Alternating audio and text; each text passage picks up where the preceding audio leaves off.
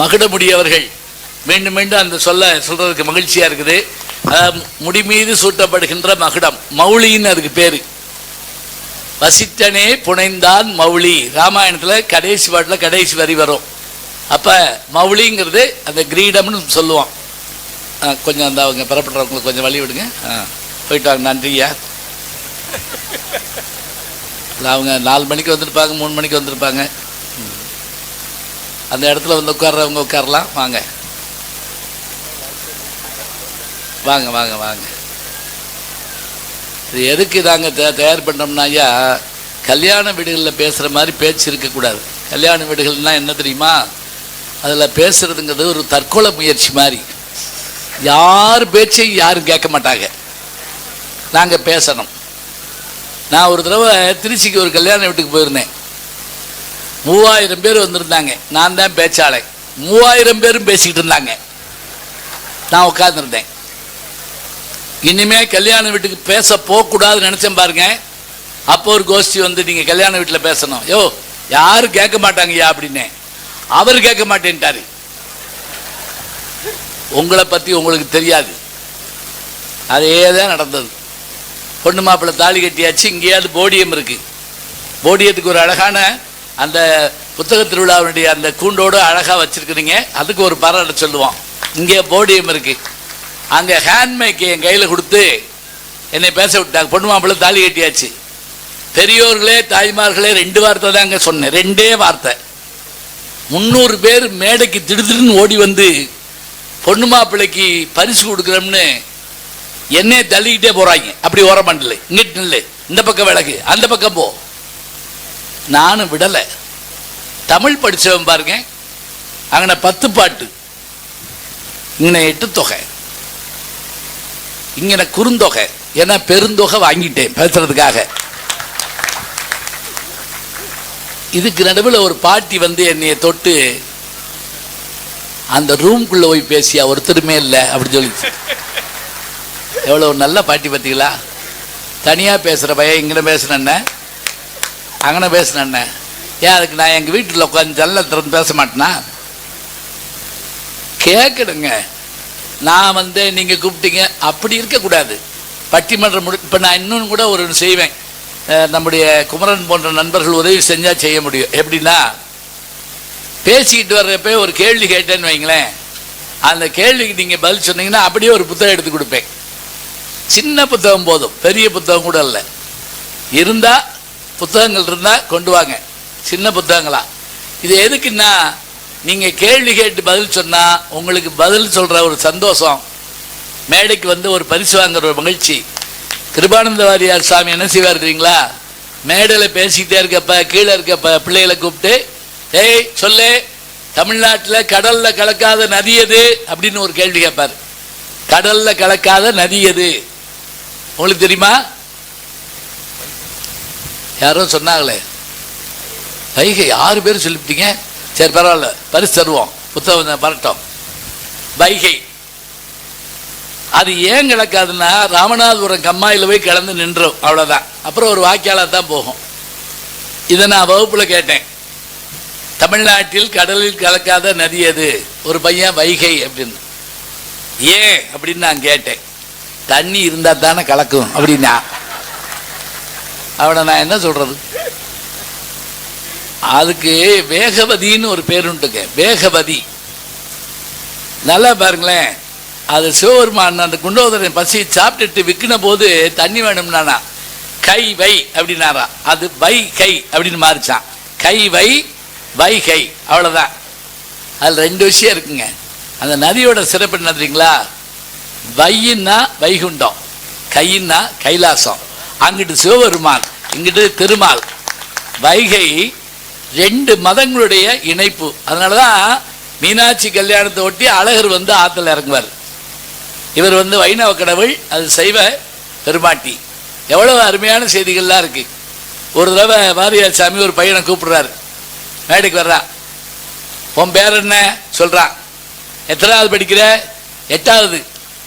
உங்க வீட்டில் நீ எத்தனாவது பிள்ளை? நான் தான் சாமி கடைசி அப்படின்னா.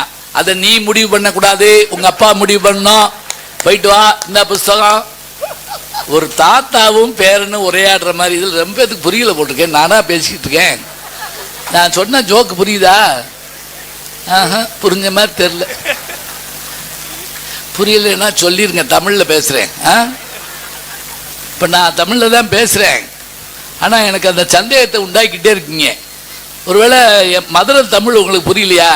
இல்லை புரியுதுல்ல? இந்த வடிவேல் படத்து மாதிரி நான் பேசுறது புரியுதுல்ல? நான் நல்லா தானே பேசுகிறேன் அப்படின்னு கேட்பார்ல சங்கிலி முருகன். என்ன கையை பிடிச்சி இழுத்தியா அப்படின்னு கேட்பார்ல, அதில் வரும்ல நான் நல்லா தானே பேசுகிறேன் அப்படின்னு கேட்பார்ல சங்கிலி முருகன். அது மாதிரி. சரி, இது எதுக்குன்னா நாம் வந்து கேட்டுட்டு இன்னைக்கு நான் உள்ளே வர்றப்ப எவ்வளோ பேர் என் கூட வந்து புகைப்படம் எடுத்தாங்க தெரியுங்களா? அது எனக்கு என்ன மகிழ்ச்சின்னா, நான் பேராசிரியர், அவர் அறிமுக ஆசிரியர் சொன்ன மாதிரி பேராசிரியர், புத்தகம் எழுதியிருக்கேன், அதே மாதிரி யூடியூப் சேனல் வச்சுருக்கேன். எல்லாவற்றுக்கு மேலே வெள்ளித்திரையும் சின்னத்திரையும் எனக்கு ஒரு அறிமுகத்தை தந்திருக்கின்றன. வெள்ளித்திரைன்னா சினிமா, ரஜினி முருகன் தொடங்கி எல்லாம். சின்னத்திரைன்னா இப்போ 9 மணியானா இன்னைக்கு போக மாட்டேங்க. சிங்க பெண்ணே இன்னைக்கு நாடகம் இல்லை, எதுக்கு போகணும்? அதை நான் இங்கே வந்தேன்ல, அதில் நடிக்கிறதுனால அதையும் பார்ப்பீங்க. இப்போ இந்த பன்முகத்தன்மைங்கிறது எதுக்காக தெரியுங்களா? எல்லா விஷயங்களும் நமக்கு தெரிஞ்சிருக்கணுங்க. ஒரு முறை பிறக்கிறோம், நம்முடைய வாழ்க்கையில் எவ்வளவு முடியுமோ அவ்வளவும் கற்றுக்கொள்ளணும். யாதானும் நாடாமால் ஊராமால் என்னொருவன் சாந்துணையும் கல்லாதவாறு, திருக்குறள். அது கேட்குறாரு, நம்மளை பார்த்து திருவள்ளுவர் கேட்குறாரு, ஏப்பா நீ படித்தா உனக்கு ஊரே சொந்த ஊர், எல்லா ஊரும் சொந்த ஊர். நீ படித்தா உனக்கு எல்லாரும் சொந்தக்காரங்க. அப்படி இருக்கப்ப நீ ஏப்பா சாகுற வரைக்கும் படிக்க மாட்டேங்கிற? எப்படி பாருங்களேன், சாகுற வரைக்கும் படிக்கணுமா? நம்ம எதுக்காக படிப்போம் தெரியுமா? +2 முடிக்க படிப்போம், டிகிரி முடிக்க படிப்போம், வேலைக்கு படிப்போம், ப்ரமோஷனுக்கு படிப்போம், அப்புறம் ஜென்மத்துக்கும் படிக்க மாட்டோம்.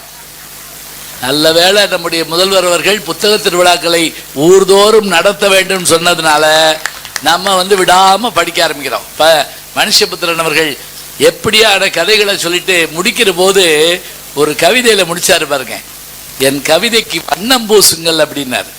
கேட்கவே அருமையாக இருந்தது. வண்ணத்துக்கும் சிற்பத்துக்கும் வேறுபாடு தெரியுங்களா? வண்ணம்னா கலரு, தமிழில் சொல்கிறேன் கலரு. சிற்பம்ங்கிறது கல்ல செய்கிறது. வண்ணத்துக்கும் சிற்பத்துக்கும் என்ன வேறுபாடு அப்படின்னா ஒன்னே ஒன்று தாங்க, வண்ணம் கூட்ட கூட்ட கூட்ட அழகாகும், சிற்பம் குறைக்க குறைக்க குறைக்க அழகாகும், அவ்வளோதான். கல்லில் உடைக்க உடைக்க உடைக்க உடைக்க அந்த உருவம் வரும். ஓவியத்தில் அப்படி கூட்ட கூட்ட கூட்ட அருமையாக அழகாகும். இப்போ பட்டிமன்றம் முடிஞ்சு போகிறப்ப கேட்குறாங்க, என்ன பேசுகிறாங்க? ஒரு 5 பேரை உட்காந்துருந்தாங்க, என்னன்னு தெரில, நாங்களும் உட்காந்துருந்தோம், என்னத்தையோ கூட்டணும் பெருக்கணும், நாங்கள் குப்பையாக கிடக்கு இருக்குன்னு சொல்லக்கூடாதுங்க. இங்கே சாப்பிட்ட உணவு இங்கே போனால் 3 மணி நேரம், இங்கே கேட்குற செய்தி நம்ம மனசுக்குள்ளேயோ நம்ம அறிவுக்குள்ளேயோ போனால் நம்முடைய வாழ்நாள் முழுவதும் மறக்கக்கூடாதுங்க. செல்வத்துள் செல்வம், அருமை அருமை அருமை, பிரமாதம். செல்வத்துள் செல்வம் நல்லா நம்ம சொல்லாம ஏங்க, இப்ப ஜெயிச்ச அவர் பேர் என்ன, ட்ரம்பா சொல்ல போறாரு திருக்குறளை, நம்ம தானே சொல்லணும். செல்வத்துள் செல்வம் சொல்லிக்கிட்டே இருக்கேன், பேசாம உட்காந்துருந்தா என்ன அர்த்தம்? எதுக்கு கேட்குறேன்னு தெரியுமா? எனக்கு ஏற்பட்ட அனுபவத்தால கேட்குறேன். ஒரு ஊர்ல செல்வத்துள் செல்வம் அப்படின்னு ஒரு அம்மா எந்திரிச்சு திருமதி செல்வம் அப்படின்னு சொல்லிச்சு. இப்படி பழகிட்டா நீங்க என்ன பண்ணுவீங்க? அதாவது இந்த திருக்குறள்ல 5 இடத்துல செல்வம்ங்கிறாருங்க. மொத்தமே 7 சொல்லுதான் திருக்குறள். செல்வத்துள் செல்வம், செவிச்செல்வம், அச்செல்வம், செல்வத்துள் எல்லாம் தலை. என்ன அர்த்தம்? மெய், வாய், கண், மூக்கு, செவி. மெய்னா உடம்பு, மெய், வாய், கண், மூக்கு, செவி, 5லையும் செல்வத்தை நுகர்றோம். எப்படி? மெய், இந்தா வாட்சி மோதிரம் எல்லாம் போட்டுக்கோம். வாய் தின்னே தீத்து போடுறோம். கண்ணு பார்க்காதது இல்லை, மூக்கு நுகராதது இல்லை, இந்த நாள்லையும் நாம் நுகர்ந்த எல்லாமே, தின்ன எல்லாமே, பார்த்த எல்லாமே அழிஞ்சு போயிருமாமுங்க. நீங்கள் யோசிச்சு பாருங்க, ஒரு பெரிய கட்டடம் இருக்கு, ஒரு குண்டு போடுறாங்க, இருந்த கட்டடம் மண்ணோட மண்ணா போயிடுது, அதை காணோம், அது அழிஞ்சு போடுறத நம்ம கண்ணில் பார்க்குறோம். அந்த பொருள் அழியும், உண்ட உணவு மாறும், நுகர்ச்சி மாறும். ஆனால் காதில் கேட்ட ஒரு செய்தி நமக்கு ஜென்ம ஜென்மத்துக்கு மறக்கக்கூடாதுங்க. அதனால தான் பிள்ளைகளை பள்ளிக்கூட்டில் சேர்த்து விடுறோம்.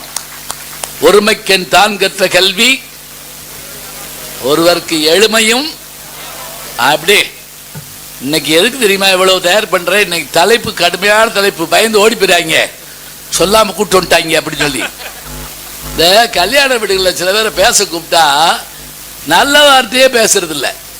நான் ஒரு கல்யாண வீட்டில் பேச போயிருக்கேன், எனக்கு முன்னாடி ஒருத்தர் பேசுறாரு, மணமக்களுக்கு ஒன்று எச்சரிக்கிறேன். முத வார்த்தை, இல்லறம் என்பது பெரிய காடு, அங்கு சிங்கம் உண்டு, ஓனாய் உண்டு, கரடி உண்டு, கருங்குரங்கு உண்டு. அவன் நடுங்கிறியா மாப்பிள்ள, இதெல்லாம் சொல்லாமல் கல்யாணத்துக்கு ஏற்பாடு பண்ணிட்டாங்க. இப்படியா பேசுவாங்க? வாழ்த்துல எப்படி வாழ்த்தணும்? வெண்ணிலாவும் வானும் போல பாரதாசன் சொல்றா இருப்பாங்க, வீணை அடி நீ எனக்கு, மேவும் விரல் நான் உனக்கு. யாரு? பாரதி. அப்படி வீணை வாசிக்கிற போது தானங்க அதனுடைய அருமை தெரியும். ஒன்று வேண்டாம், மாலை பொழுதின் மயக்கத்திலேன்னு ஒரு பாட்டு பாக்கியலட்சுமின்னு ஒரு படத்தில் வரும். அந்த பாட்டுக்கு முதல்ல ஒரு பிஜிஎம் வீணை வரும், தெரியுமா? கேட்டிருக்கீங்களா? நீங்கள் எங்கே பூரா இங்கிலீஷ் படம் தான் பார்ப்பீங்க. ஒருத்தர் சொல்கிறார், மாலையிட்ட மங்கைன்ற, மாலையிட்ட மங்கையா பாக்கியலட்சுமியில், மாலை பொழுதின் மயக்கத்திலே கனவு கண்டேன் தோழின்னு சுசிலா குரல்ல கண்ணாசன் எழுதுன பாட்டு. நம்முடைய இசைஞானி சொன்னாருங்க, பள்ளிக்கூடம் போயிட்டு இருக்கப்ப என்னை திசை திருப்பிடுறது இந்த பாட்டு தான். நான் போயிட்டு இருக்கப்ப ஒரு டீ கடையில் இந்த பாட்டு போடுறாங்க, இளமையெல்லாம் வெறும் கனவு மயம், இதில் கழிந்தது சில காலம். நம்ம வாழ்க்கையில் இளமையெல்லாம் போயிடுச்சு, எதிர்காலம் என்ன, அடுத்து வருவது என்ன அப்படின்னு தெரியாம மயங்குது எதிர்காலம்னு பாடினப்ப நான் மயங்கி நின்னேன். என் எதிர்காலம் என்னன்னு, என் எதிர்கால இசைதாடு தீர்மானிச்சேன். தீர்மானிக்க வைத்தது எம்.எஸ். சுசிலானுடைய இசை, கண்ணாசனுடைய வரி, சுசிலாவினுடைய குரல். ஞாபகம் வச்சுக்கிட்டீங்களா? இவ்வளவு ஞாபகம் வச்சுக்கிறோம். ஒரு பாட்டுக்குள்ள இம்புட்டு விஷயம் இருக்குது. சரி, இன்றைக்கு பட்டிமன்றத்தினுடைய தலைப்பு என்ன அப்படின்னா, இலக்கியங்களை நாம் கற்பது. இலக்கியங்களை நாம் கற்பது. கற்பதுன்னு ஒன்று பயப்படாங்க, படிக்கிறதுன்னு அர்த்தம். கற்க. இதுல என்ன சிறப்பு இருக்கு இந்த குரல்ல? சபாஸ் சபாஸ், துணைக்காலே இல்லை. அருபா எந்திரிக்குமா, சூப்பர், கைதட்டுங்க. அருபா அருபா, துணைக்காலே இல்லை. புஸ்தகம் வேணுமே, என்னாச்சு? உங்க புத்தகத்தை எடுத்து கொடுத்துறாங்க, நான் வேணா காசு தரேன். சின்ன புத்தகமா திருக்குறள் மாதிரி இருந்தா கூட முன்னாடி 4-5 இன்னைக்கு மாலை முரசாவது வாங்கிட்டு வாங்க, கொடுப்போம். இல்லையா? ஏதாவது புத்தகங்கள் இருங்க, இங்க பாருங்க, இந்த நான் கூட பணம் கொடுத்து விட்றேன், வாங்கி. இவ்வளோ பெருசெல்லாம் வேண்டாம், சின்ன புத்தகமா, திருக்குறளோ பாரதியார் பாட்டோ சின்ன புத்தகமா அது சொன்னவங்க நான் ஞாபகம் வச்சுங்க. நான் போகிறதுக்குள்ள என்னை பிடிச்சிருக்க வாங்கிருங்க. கற்கா கசடுற கற்பவை கற்ற. இதில் திருக்குறளில் இதில் என்ன இல்லை, துணை எழுத்து இல்லை. துணை எழுத்துனா என்னன்னா, இப்போ என் அப்படின்னா இதில் துணை எழுத்து இல்லை. நான் இதில் துணை எழுத்து இருக்கு, தெரியுதா? இந்த துணை எழுத்தே இல்லாமல் ஒரு திருக்குறள் எழுதியிருக்காரு. நிறைய துணை எழுத்தோட ஒரு திருக்குறள் எழுதியிருக்காரு. யாகாவாராயினும் அதில் மட்டும் அட்டி பின்றீங்க. எவ்வளோ சந்தோஷமா. இதுக்கு தாங்க நம்ம புத்தக திருவிழா நடத்துகிறோம், தெரியுதுங்களா? ரொம்ப மகிழ்ச்சி, எல்லாருக்குமே பாராட்டுகள். இந்த தலைப்பு என்ன அப்படின்னா, இலக்கியங்களை நாம் கற்பது, படிப்பது எதற்காக? எதற்காக என்றால், இன்புற்று மகிழத்தான் என்று பேச 2 பேர். இன்புற்று மகிழத்தான்னா என்ன அப்படின்னா, தமிழில் ஜாலியாக சந்தோஷமாக உட்கார்ந்துருக்க, ஹாப்பியாக. எப்படி தப்ப பட்டிமன்றம் ஆகிப்பாச்சு பாருங்க. முந்தியில் இங்கிலீஷில் சொல்லி தமிழில் சொல்லுவோம். இந்த மேஜர் சுந்தர்ராஜன் ஒரு நடிகர் இருப்பார், அவர் தான் நல்லா பேசுவார். கமான் உள்ளவா, சிட் டவுன் உட்காரு, கெட் அவுட் வெளியே போ. இப்ப தமிழ்ல சொல்லிவிட்டு இங்கிலீஷ்ல சொல்ல வேண்டியது. ஒரு நான் கல்லூரி வாசல் நின்றுட்டு இருந்தேன், ஒரு பஸ் வந்தது. பக்கத்தில் இருந்தவர்கிட்ட இந்த பேருந்து மைய பேருந்து நிலையம் போகுமான்னு கேட்டேன். இந்த பேருந்து மைய பேருந்து நிலையம் போகுமா? அவர் அப்படின்னா அப்படின்னு கேட்டார். இந்த பேருந்து மைய பேருந்து நீ என்ன சொல்ற அப்படின்னாரு. ஐயா இந்த பஸ் பஸ் ஸ்டாண்டு போகுமான்னு கேட்டேன். அப்படி தமிழ்ல கேட்டு தொலை வேண்டியதானே. பேருந்து மைய பேருந்து புரியாதான், பஸ் பஸ் ஸ்டாண்டு புரியுமா? சரி, இப்ப இலக்கியங்களை நாம ஏன் படிக்கிறோம்? அதில் இருக்கக்கூடிய மகிழ்ச்சிக்காக படிக்கிறோம். 2 பேர் வந்திருக்காங்க. இந்த 2 பேர் யாருன்னு கேட்டா அப்படி மகிழ்ச்சிக்காக படிச்சுட்டு போலாமாங்க. ஏன்னா படித்தபடி நில்லுன்னு திருவள்ளுவர் சொல்றார். கற்க கசடர கற்பவை கற்றபின்கிறார், நிற்க அதற்கு தக. நீ அது மாதிரி நடக்க வேணாமாப்பா. 1330 குறளும் மனப்பாடம் பண்ணாட்டி கூட பரவாயில்ல, ஒரே ஒரு திருக்குறள் படி உன் வாழ்க்கையில நடந்துட்டேன்னா போதும்னு சொல்றது. இதுங்க அந்த அணியை சேர்ந்தவங்க. எந்த அணி அப்படின்னா படிப்பது நடப்பதற்காக, அதன்படி நடப்பதற்காக. இவர்கள் சொல்லுகிறார்கள் இன்பமாக இருந்தால் தானே அதை படிப்பார்கள், எப்ப எப்படி நடப்பார்கள். இதைத்தான் இன்னைக்கு பேச போறாங்க. பட்டிமன்ற தலைப்பு சொல்லிட்டேன், பேச போற ஆட்களை இப்ப சொல்ல போறேன். அணி சொல்லிட்டேன். அணியில யார் யார் பேச போறா அப்படின்னா, இலக்கியங்களை நாம் கற்பது இன்புற்று மகளத்தான் பேச வந்திருக்கவர் யாருன்னு கேட்டா, தமிழ் பேச்சு எங்கள் மூச்சு. விஜய் டிவியில் பார்த்துருக்கீங்களா? தமிழ் பேச்சு எங்கள் மூச்சு. அதுல எங்களையே மூச்சு வாங்க வச்ச ஒரு ஆள் யாருன்னு கேட்டா, சிரிச்சு உருள வைத்த ஒரு ஆள் கும்பகோணம் நம்முடைய நாகமுத்து பாண்டியன் அவர்கள். இங்கே இன்புற்று மகளத்தான் இலக்கியங்களை படிக்கிறோம் வந்திருக்கார்.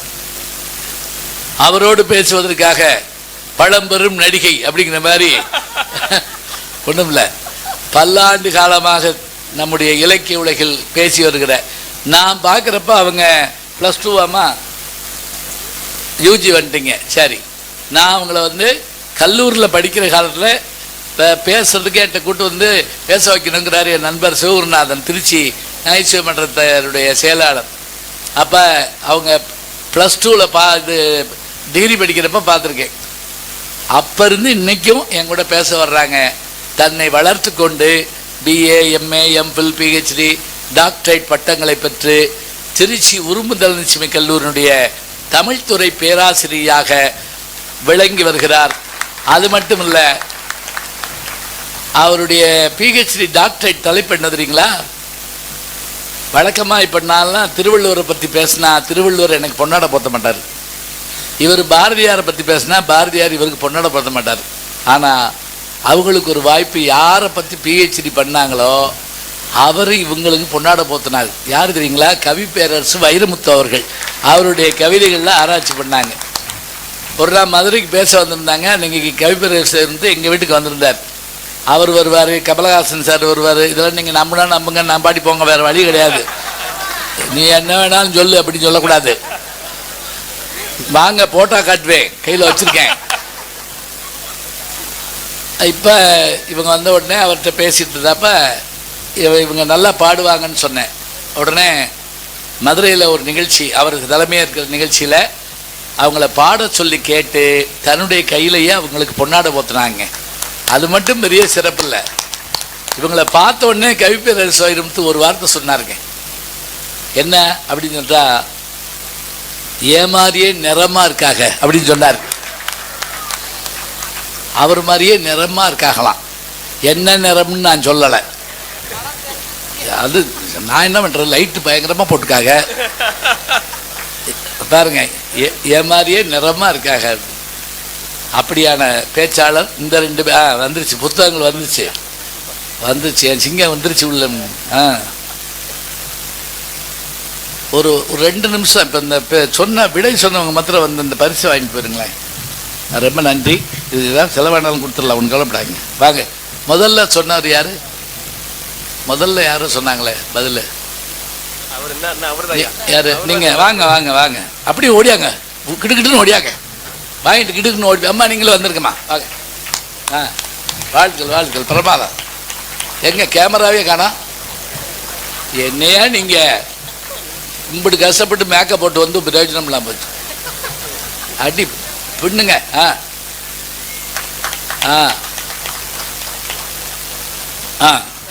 வாங்க வாங்கம்மா. நீங்கள் தான் கற்க கசடுறவா? வாங்க. அங்கே பாருங்க, என்ன படிக்கிறீங்க? அங்கே பாருங்க, கரெக்டாக 7ஆவதுன்னு தமிழில் சொல்லிட்டாங்க. வாங்க வாங்கம்மா. நீங்கள் என்னங்க கல்லூரி பேராசிரியர். வாங்க வாங்க. வேற யார் பதில் சொன்னது? யாரோ ஒரு பையன் அங்கே இருக்காரு. வாங்க. எப்படி வருவீங்க? ஏறி குதிச்சு வாங்க. சினிமா தேட்டரில் மாத்திரம் ஏறி குதிக்கிறோம். வாங்க வாங்க வாங்க. பள்ளி பைக்கட்டு இன்னொன்று. வாங்க வாங்க. இப்போ எல்லாம் ரெடியாக இருக்குங்க. ஒரு 10 புஸ்தகம் வச்சுருக்கேன்.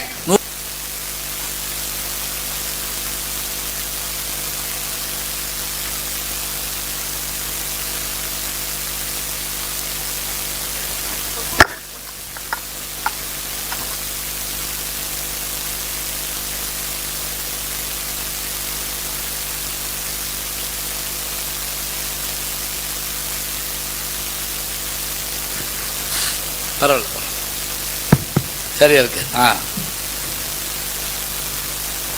இந்த வேற யாராவது புத்தகம் வாங்காமல் இருக்காங்களா? வைகை யாரும் வைகை நிறைய பேர் சொல்லிட்டீங்களோ? சரி, ஒரு ஆள் வாங்க, வந்துருங்க. எல்லாரும் சார் பாப்பா அவர் வாங்கட்டும்.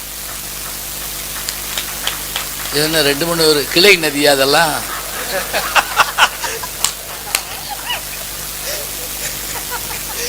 வாங்க வாங்க வாங்க. ரொம்ப மகிழ்ச்சியா? மதுரையா? வாழ்த்துக்கள்யா. தலைமை ஆசிரியர் ஐயா. வாங்க வாங்க வாங்கய்யா வாங்கய்யா. வாங்கய்யா வாங்கய்யா. நீங்களே அவரும் தலைமை ஆசிரியர். வாங்கய்யா. ரொம்ப மகிழ்ச்சியா. நீ அடுத்து வர்ற போட்டியில் ஆசிரியர்கள் கலந்து கொள்ளக்கூடாது. நீங்கள் எல்லாம் சிலபஸில் இருக்கிறத படிச்சுட்டு வந்துடுவீங்க. இவங்க பாவம் சும்மா உட்காந்துருக்கிறதா? இல்லை, தெரியாமல் இருந்தால் சொல்லிடுங்க. அதை பற்றி ஒன்றும் இல்லை, இருக்கட்டும். எல்லாரும் இங்கே பாருங்களேன், நம்ம ஒன்றை புதுசாக தெரிஞ்சுக்கிட்டா அதை காட்டில் என்னங்க இந்த உயிருக்கு வேணும்னு சொல்லுங்க பார்ப்போம். அதுதான் நம்ம இந்த உயிர் பெற்ற பேர். வேற என்ன வேண்டும்? ஊனினை உருக்கி உள்ளொளி பெருக்கிங்கிறார் மாணிக்க வாசகர். ஊனினை உருக்கணும், உள்ளொளி பெருக்கணும்னா உள்ளொளி பெருக்கிறது தான் என்ன அர்த்தம்? வீட்டில் இருட்டு இருந்தால் லைட்டு பொருத்தி வைக்கிறோம். நமக்குள்ள உள்ளொளி பெருக்குனா முகம் பிரகாசமாகுங்க. அதை நீங்கள் பார்த்துருக்கலாம். சரி, இருக்கட்டும். இந்த 2 பேர் என்னன்னா பின்பற்றி வாழத்தான் அப்படின்னு பேச வந்திருக்காங்க. இதில் முதல்ல உட்காந்துருக்கவர் நாகர்கோயிலேருந்து வர்றார். நாகர்கோயிலுங்கிறது வேறு நாடு மாதிரி. ஏறத்தால 13 மணி நேரம் நேற்றே கிளம்பிட்டார். அங்கேருந்து பரப்பிட்டு வந்திருக்காரு. நல்லா பேசுவார். கல்லூரியில் தான் பணியாற்றார். அதோடு மட்டும் இல்லை, அவர்கிட்ட ஒரு நல்ல பழக்கம். தான் பெற அந்த குறைவான ஊதியத்தில் கூட கிடைக்கிற பணத்தில் முதியோர் இல்லங்கள், அனாதை விடுதிகள், படிக்க முடியாத பிள்ளைகளுக்கான படம் கட்டுதல் என்று தொடர்ந்து செய்து வருகிற நாஞ்சில் நாவரசு செல்ல கண்ணன் அவர்கள் இங்கே வந்திருக்கார்.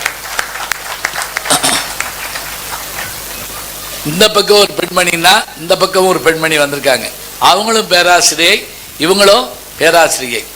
இவர்கள்ட்ட ஒரு சிறப்பு என்ன அப்படின்னா, சைவ சித்தாந்தம் போன்ற அந்த துறையில் மிகச்சிறப்பாக பயின்று தேவாரம், திருவாசகம் போன்ற நல்ல பாடல்களை எல்லாம் பாடக்கூடிய பேராசிரியராக திகழக்கூடிய ஆரணி, அவர்களுக்கு சொந்த ஊர் ஆரணி. பணியாற்றுவது ஏசி சண்முகம் கல் அவர்களுடைய கல்லூரியில் தமிழ் துறையில் பணியாற்றுறாங்க. இத்தனை பெருமைகளுடைய ஆரணி மோகனாம்பாள் அவர்கள் இங்கே வந்திருக்கிறார்கள். 4 பேரை அறிமுகப்படுத்தியாச்சு. இனி அடுத்த வேலை என்ன அப்படின்னா, ஒவ்வொரு வேலையாக பார்க்குறேன்னு நினைக்காதீங்க. எவ்வளவு நேரம் பேசுவாங்க இதுதான். இது உங்களுக்காக சொல்கிறேன். எதுக்குன்னா, நானே இம்புட்டு நேரம் பேசுனா நீங்கள் பயப்படக்கூடாது. இவன் முடிச்சு இவங்க எப்போ ஆரம்பித்து நம்ம என்னைக்கு வீட்டுக்கு போய் ஒன்றும் இல்லை, நேரம் கொடுத்துடலாம். அணித்தலைவர்கள் 10லிருந்து 11 நிமிஷம், சும்மா பேருக்கு சொல்கிறேன், 10 நிமிஷம் தான். 10 நிமிஷம் பேசுவாங்க. தொடர்ந்து வர்றவங்களும் 10 நிமிஷம் பேசுவாங்க.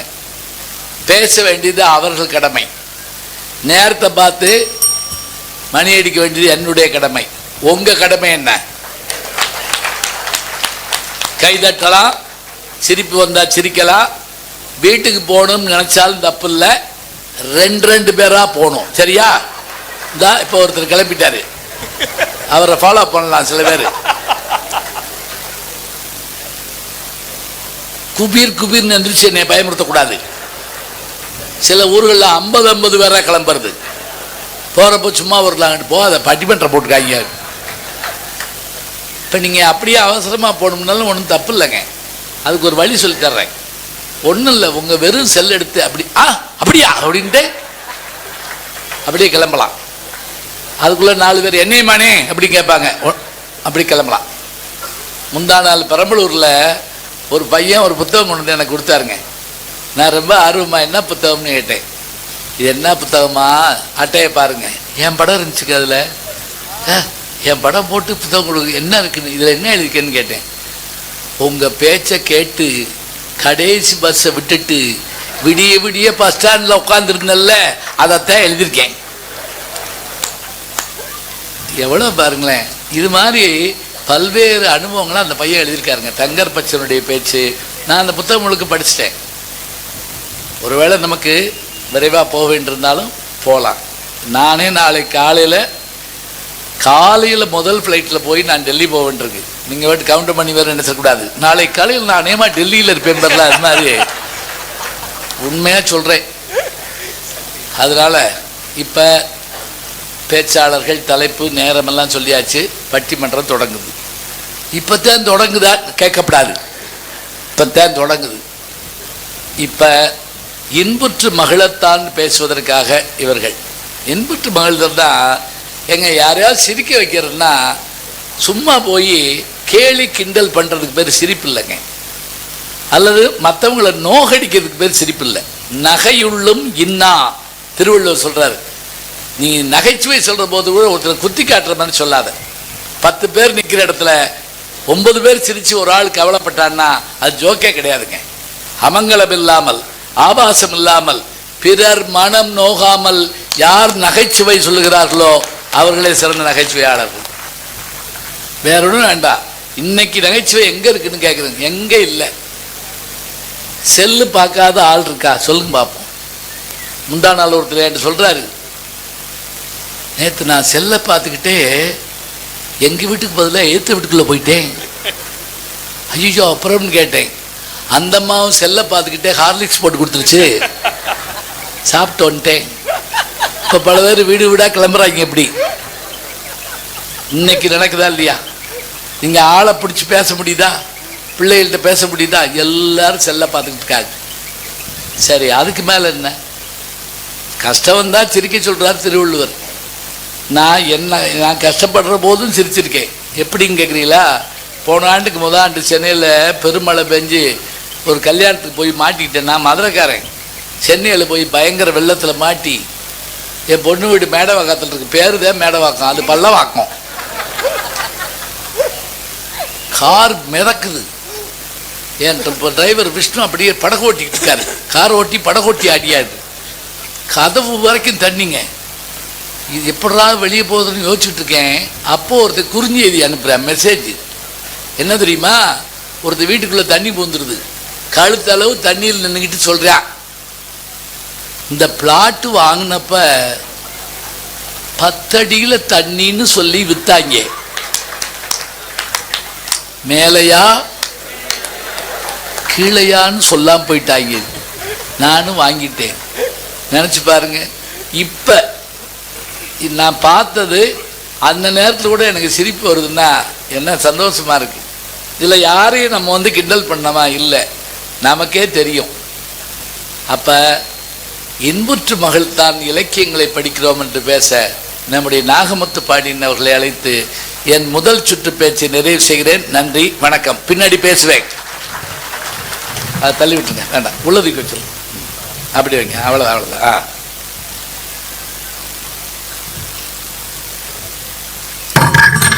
என்னையா இவர் பதறத்தில் எனக்கு பயமா இருக்கு. மைக் என்னங்க மேலே ஏற்றணுமா?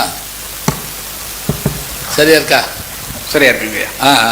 பழம் பெறும் மொழியே, என் நாவுக்கும் கரத்துக்கும் பலம் தருகின்ற மொழியே, ஊனே உயிரோடு கலந்த உணர்வே, தேனே திகட்டாத அமுதமே, தரணி எங்கும் பவனி வரும் மொழிக்கெல்லாம் தாயே தமிழே நீ வாழி என்று சொல்லி என் தாய் தமிழை வாழ்த்தி வணங்கி என் உரையை தொடங்குகின்றேன்.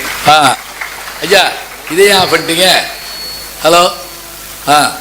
த father of stand up comedy, Tamil stand up comedy எங்கள் நடுவர் ஐயா அவர்களே.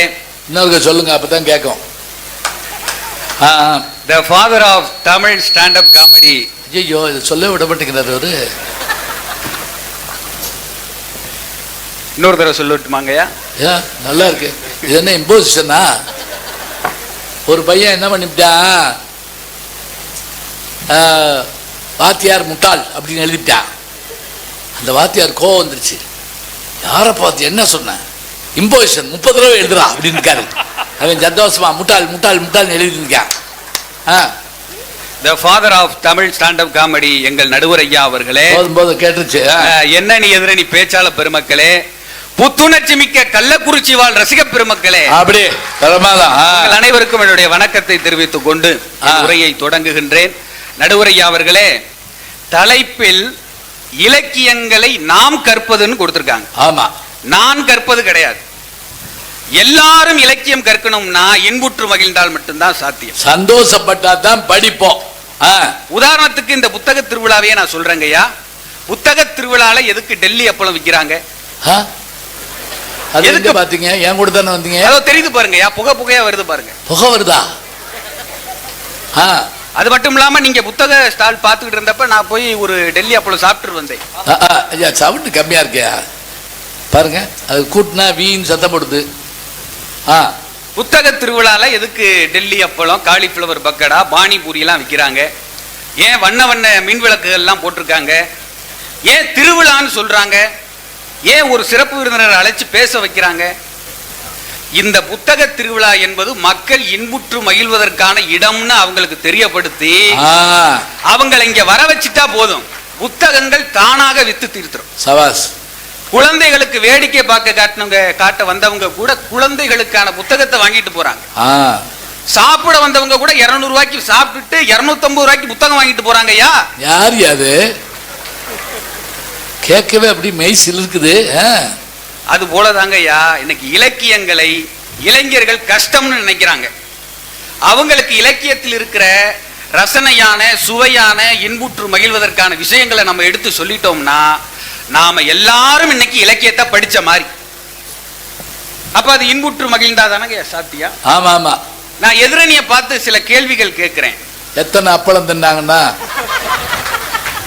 இலங்கையா, நற்றிணையில ஒரு செய்தி வருது. அப்படி வாங்க, இன்னும் என்ன செய்றீங்கன்னு பாப்போம். நண்பன் விஷம் கொடுத்தா அது விஷம்னு தெரிஞ்சு சாப்பிடுவாங்களாம். விஷம்னு தெரிஞ்சு சாப்பிடுவாங்களாம். டேய் மச்சான், இந்த விஷத்தை சாப்பிடு அப்படின்னு இன்னைக்கு சொல்ல முடியுமா? நம்ம மேல கேஸ் கொடுத்துருவான். இப்ப நான் எதிரணிக்கு விஷம் கொடுக்க தயார், நீங்க சாப்பிட தயாரா? இலக்கியத்துல புலால் உண்ணக்கூடாதுன்னு சொல்லி இருக்கு. இருங்க இருங்க, அப்படி என்ன நீங்க சொன்னதுக்கு என்ன ஆதாரம் இருக்கு? நற்றிணைன்னு சொல்லிவிட்டீங்க. சொல்லுங்க ஐயா, நீங்களே சொன்னாதான் அது சரியா. பாத்தீங்களா, இதுதானே வம்புங்கிறது. புலால் உண்ணக்கூடாதுன்னு இருக்கு. முந்த இருந்து நட்டோர் குடிப்பின் நஞ்சு முன்வர் நனி நாகரிகம் வருபவர். அருமை. யார் சொன்னா? இந்த பாருங்க, இதெல்லாம் அக்கிரமம் இல்லையா? வாங்க, எப்படி பாட்ட சொல்லிவிட்டாருங்க. அவரை சொல்ல சொன்ன என்னையே சொல்லிவிட்டாரு அவரு. வாங்கய்யா, அருமை அருமை. எடுங்க, எடுப்பாருயா. அதெல்லாம் நல்லா உட்காந்துருக்கேன், நிறைய கேள்வி கேட்குறேன். பாத்தீங்களா, என்னால ஒருத்தருக்கு புத்தகம் கிடைச்சிருக்கு. புலால் உண்ணக்கூடாதுன்னு சொல்லியிருக்கு இலக்கியம். ஐயா, புலால் உண்ணக்கூடாதுங்க. தமிழ்ல மட்டன் சாப்பிடக்கூடாதுன்னு இருக்கியா? மட்டன், சிக்கன் எல்லாமே இறைச்சி. இப்ப நீங்க செல்லக்கன் சார்ட்ட நீங்க வெஜ்ஜா நான் வெஜ்ஜான்னு கேட்டா பியூர் நான் வெஜ்னு சொல்லுவார். அட பாவி, பின்பற்ற முடியுமா நீங்க? இலக்கியத்துல காதலிய, மனைவிய, மானே, தேனே, மயிலே, குயிலேன்னு உயர்நிலையில சொன்னாங்க ஐயா. இன்னைக்கு அப்படி சொல்ல முடியுமா? வாட்டர் பாக்கெட் மூஞ்சின்னு சொன்னாதான் இப்பெல்லாம் காதல்ங்கிறாங்க. என்னது வாட்டர் பாக்கெட் மூஞ்சி? வாட்டர் பாக்கெட் மூஞ்சியா? அதே மாதிரி இலக்கியத்துல சொல்லியிருக்கு, மாடு அடக்கினவங்களுக்கு தான் பொண்ணு கொடுப்பாங்க அந்த காலத்துல. ஆமா. இன்னைக்கு அதை பின்பற்ற முடியுமா? பின்பற்றுனா அலங்காநல்லூர், பாலமேடு, அங்க ஜல்லிக்கட்டு வீரர்களுக்கு மட்டும்தான் கல்யாணம் நடக்கும், வேற யாருக்கும் நடக்காது. நம்ம போய் மொய் எழுதிட்டு வரணும், அவ்வளவுதான். சும்மாவே கல்யாணம் நடக்க மாட்டேங்குதுங்க ஐயா. இதுல அதை பின்பற்ற முடியுமா? இளவட்ட உங்களுக்கும் ஊர் ஊரா பேசுறீங்க, என்ன கல்யாணம் ஆகல? கல்யாணம் ஆகலங்கய்யா. 27 வயது தான். நீங்க 27 தான். அது பாவம் சின்ன பையன். எம்சிஏ நீங்க ஒரு மாட்டை பிடிச்சு போடுங்க படக்குன்னு. அதெல்லாம் பின்பற்ற முடியாது. எம்சிஏ படிச்சிருக்காரு ஐயா, இப்படியே பொண்ணு தேடுறாரு பாருங்க. பேர நான் சொல்லிட்டேன், படிப்பை அவர் சொல்லிட்டாரு, மற்றது நீங்க பாத்துக்குங்க. ஒரு விளம்பரம் தானே இதெல்லாம். இளவட்டக்கல் தூக்கினாதான் பொண்ணு கொடுப்பாங்க. தொப்பையை தூக்குறதே பெரிய சிரமமா. ஐயோ, தொப்பையை தூக்குறதே பெரிய கஷ்டமா இருக்கா? இளவட்ட கல்லு தான் தூக்கணும். முல்லைக்கு தேர்வு அது நீங்க தொப்பையை தப்பா நினைக்காதீங்க. சிலர் ஆடு வளர்ப்பாங்க, சில பேர் மாடு வளர்ப்பாங்க, சில பேர் தொப்பை வளர்ப்பாங்க, அவ்வளவுதான். முல்லைக்கு தேர் கொடுத்தார் பாரி. இப்ப செல்லக்கண் சார் வந்து அவருடைய பைக்கை வச்சு ஏதாவது கொடியை படற விடுவாங்களா? கொடி கட்டிட்டு போவார். அதுல கார்ல கூட இடம் கொடுக்க மாட்டாங்க ஐயா. யாரு? கொஞ்சம் ஏத்தி அந்த முக்கில விடுங்கன்னு சொன்னேன், எங்க குலசாமிக்கு ஆகாதுன்னு சொல்றாங்க. யாரு கார்ல ஏத்துனாவா? இந்த அம்மாவா? ஆமா. இலக்கியத்துல சொன்ன எல்லாத்தையும் நம்மளால பின்பற்ற முடியாது, ஆனால் அதில் சொல்லி இருக்கிற எல்லாவற்றையும் நம்மளால் இன்புற்று மகிழ முடியும். அதுக்கு ஒரு உதாரணம் சொல்றேங்க ஐயா. சொல்லுங்கய்யா. 550 பாலைவனத்தில் நடந்த ஒரு சம்பவம் நான் படிச்சேன். ஒரு பாலைவனத்துல 2 மான், ஆண்மான் பெண்மான், 2 மானும் அங்கும் இங்கும் ஓடி திரிந்த களைப்பால் தாகம் தீர்க்க ஒரு சுனையில போய் வாய வைக்குது. சுனைனா இந்த மலையில அருவி ஒடியாந்து ஒரு தேங்கி இருக்கும், அந்த சுனை நீர் தானே பாறையில ஊறும், அதுக்கு பேர் சுனை. அந்த சுனையில ஒரு மான் அருந்துவதற்கான நீர் தான் இருக்கு. 2 மானும் வாய வைக்குது. ஆண்மான் பெண்மான் குடிக்கட்டும் என்று குடிப்பதை போல் நடிக்கிறது, பெண்மான் ஆண்மான் குடிக்கட்டும் என்று குடிப்பதை போல் நடிக்கிறது. 2 மானும் குடிக்கல, விட்டு கொடுத்துருச்சு. அந்த சுனையில நீர் அப்படியே இருந்துச்சு. இது பாலைவனத்தில் நடந்த சம்பவம். இப்ப எனக்கு கல்யாணம் ஆகல, உங்களுக்கு எல்லாருக்கும் தெரியும். ஆமா, இருந்தாலும் இதை நான் வந்து எங்க வீட்டிலே இருந்தபடி இன்புற்று மகிழ்ந்தேன். எப்படி? கனவுல ஒரு ரோஸ் மில்க் கடைக்கு போய், நல்லா சொல்லுங்க, தெளிவா சொல்லுங்க, இப்பதான் கொஞ்சம் கொஞ்சமா கேக்குது எனக்கு.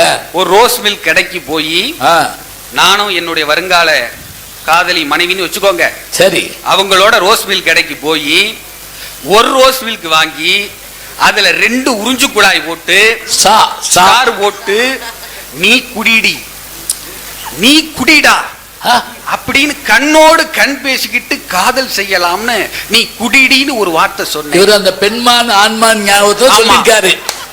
குற்று மகிழ்ந்திருக்கிறேன் பாருங்க. நீ குடிடி, நீ குடிடா அப்படின்னு ஒரு வார்த்தை தான் நான் சொன்னேன், நீ குடிடி. என் மனைவி ஒரு உறிஞ்சுதான் உறிஞ்சினால் டோட்டல் ரோஸ் மில்க்கும் காலியாகும். பாருங்க ஐயா, பாலைவனத்தில் நடந்ததை வீட்டுல இருந்தபடியே எவ்வளவு இன்புற்று மகிழ்ந்திருக்கிறேன் பாருங்க. கனவுல. ஆமா, செலவே இல்லாத வேலை. அது மாதிரி நடுவரை அவர்களே, இலக்கியங்கள் நமக்கு கிடைத்ததற்கு காரணமே இன்புற்று மகிழ்ந்ததனால் தான். 4000 திவ்ய பிரபந்தம் முதல்ல நமக்கு இருந்தது 10 பாட்டு மட்டும்தான். நாதமுனிகள் வந்து காட்டுமன்னார்குடியில அந்த 10 பாட்டை இன்புற்று மகிழ்ந்து கேட்கிறாங்கய்யா. என்ன பாட்டுன்னா, ஆறாவமுதே அடியே நுடலம் நின்பால் அன்பாயே, நீராய் அலைந்து கரைய உருக்குகின்ற நெடுமாலே, சீர்மால் சென்னல் கவரி வீசும் செழுநீர் திருக்குடந்தை, ஏறார் கோலம் திகழ கிடந்தாய் கண்டேன் எம்மானே. இப்படி தொடங்கிங்கய்யா. இறுதியில 1010 முடியுது. ஆஹா, அப்ப 10 தான் இருக்கு. ஆனா 1010, அப்ப மீதி 990 பாடல்கள் எங்கே அப்படின்னு ஒரு சந்தேகம் வருது அவர்.